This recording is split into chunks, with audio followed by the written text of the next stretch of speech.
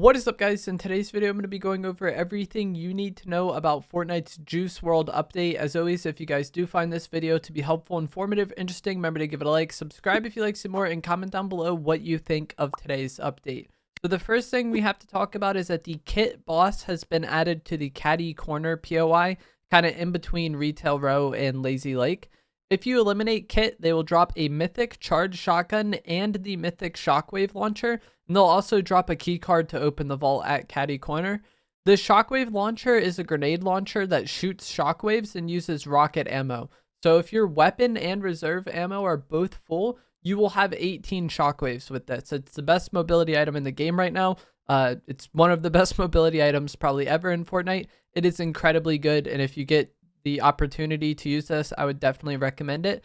The charge shotgun is a really interesting shotgun, and I feel like it's a somewhat divisive weapon. It's a shotgun that you can charge by holding down the fire weapon to get bonus damage, and because of this charge aspect, it actually fires when you release the shoot button, not when you tap it.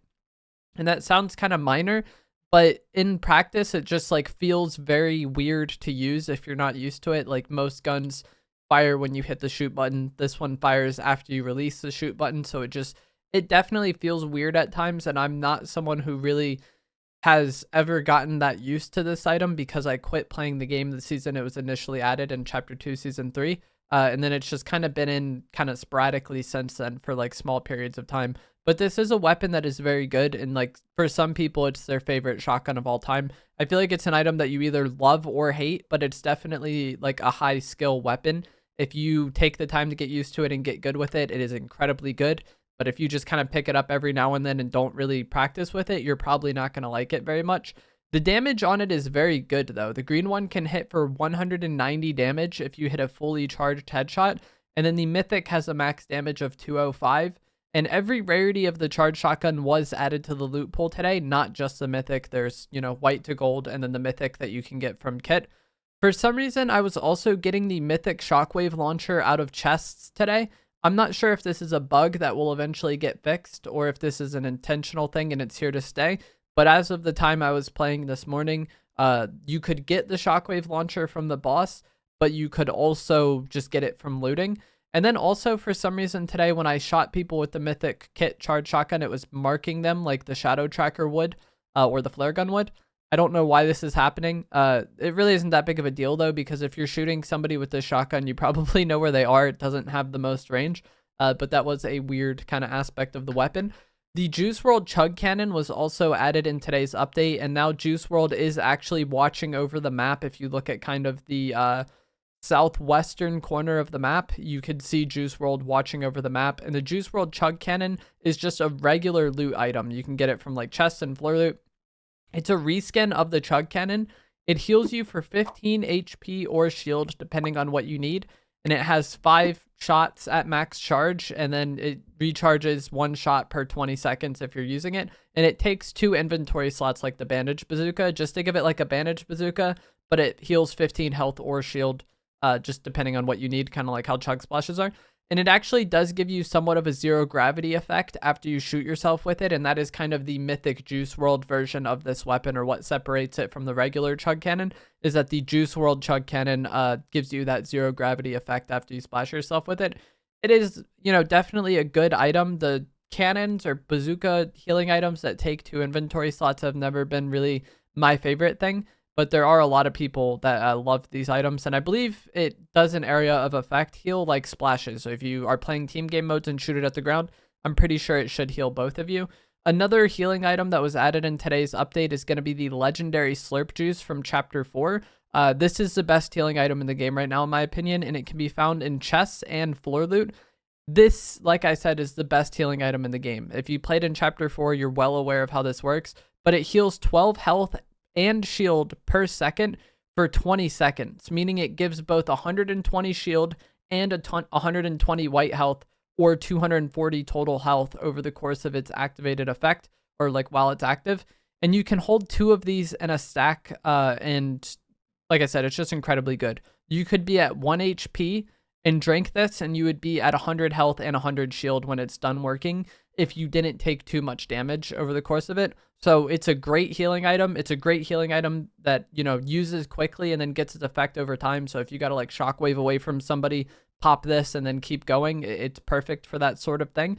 And then it's also really good if you're about to get in an important fight. Like let's say it's a 1v1, you know where the final player is, you're about to push them.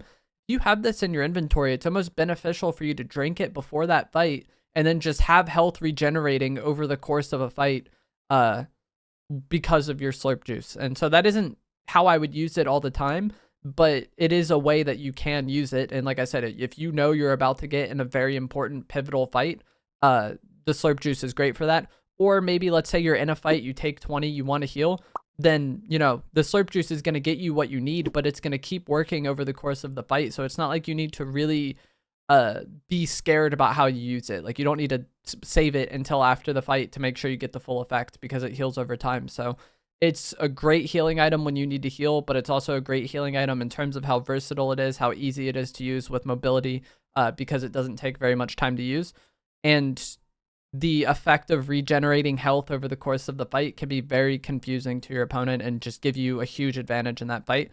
With this update, the TAC AR spawn rate felt much higher to me today while I was playing. I felt like I was seeing the TAC AR all over the place, and I was also encountering a lot of opponents who had the TAC AR, and they didn't change the bloom on it. It still has no bloom at all, like an update I made a few days ago showing that. So it's still the most accurate weapon in the game, and you can find it more frequently now. At least I did when I was playing today.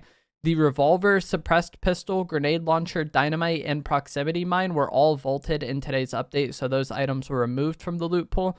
The Chapter 1 jetpack was added to the game, but I don't really care for this item at the moment compared to the other movement items like the grappler, shockwave launcher, or even shockwaves. I feel like the jetpack kind of thrives in situations where there's a fully automatic shotgun that's incredibly good. Like in Chapter 3, when the jetpack was meta, it was like jetpack drum shotgun, and that combo was just so annoying to deal with in Zero Build. Or even in Chapter 1 OG last year, it was jetpack drum shotgun combo. I feel like this season, the pump being like the better shotgun, or maybe the charge for some people, but with how the current shotgun meta plays out, I just don't think the jetpack is as insane as it was in the past. It's still good, and it's better to have this than no mobility at all, probably.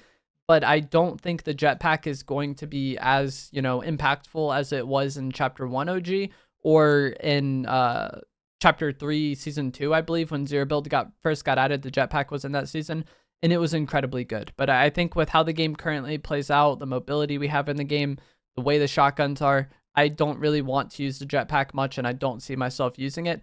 If you are new to this jetpack, you can take fall damage when using it. It's not like the Iron Man one, so you do have to be somewhat careful about making sure you don't use all your jetpack and then not have it active before you land. So fall damage is a potential there, but either way, I don't really recommend using it this season.